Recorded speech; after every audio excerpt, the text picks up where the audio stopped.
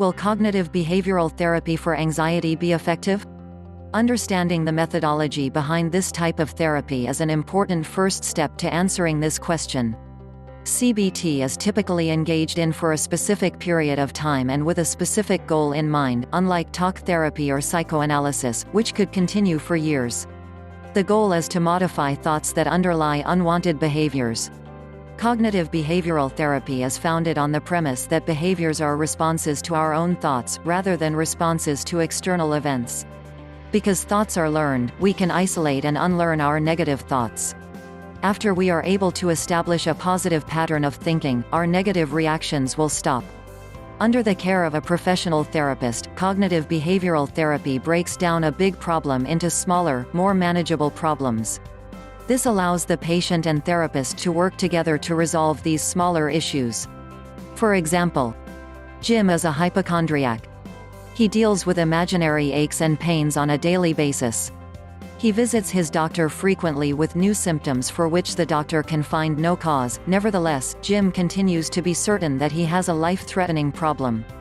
Jim puts a lot of time in on the internet, searching websites for more information about various symptoms and illnesses.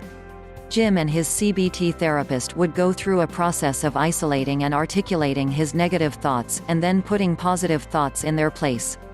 Jim and his therapist might come up with this solution. The aches and pains are all in my mind. I know my body is strong and healthy, because it has been fully checked out by my doctor. Because I am confident of my good health, I am really looking forward to getting back to active living. I will let my pains go, because they are not in my body, but rather in my mind. Instead of simply going home and going to bed, I intend to revel in my newfound strength and vitality by going on an energetic walk.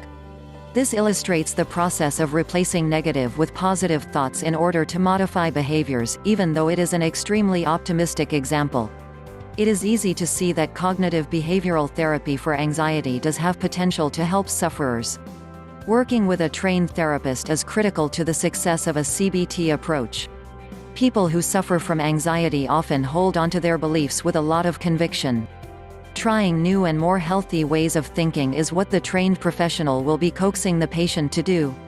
This type of therapy would be extremely challenging were it not for that professional guidance. So is there a self-help way to do cognitive behavioral therapy for anxiety? Strictly speaking, no. But framing solutions much like CBT is an approach that is common with a number of self-help options. Such an approach includes: identify negative thinking. Acknowledge that perceived threats are in your mind, not real. Look for another approach to thinking that points to healthier behaviors. As you are considering your self-help options, it will be useful to understand the components of cognitive behavioral therapy. Cognitive behavioral therapy for anxiety can be expensive, so for this and many other reasons, a sufferer may want to select a self-help option. Look for options that focus on the current problem, not options that delve into a person's past, and for options that encourage the sufferer to move slowly and thoughtfully toward healthier mental patterns. Neither CBT nor similar solutions are fast fixes.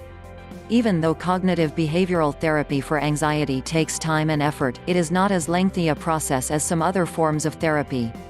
With dedication and perseverance, cognitive behavioral therapy for anxiety can and does work for many people.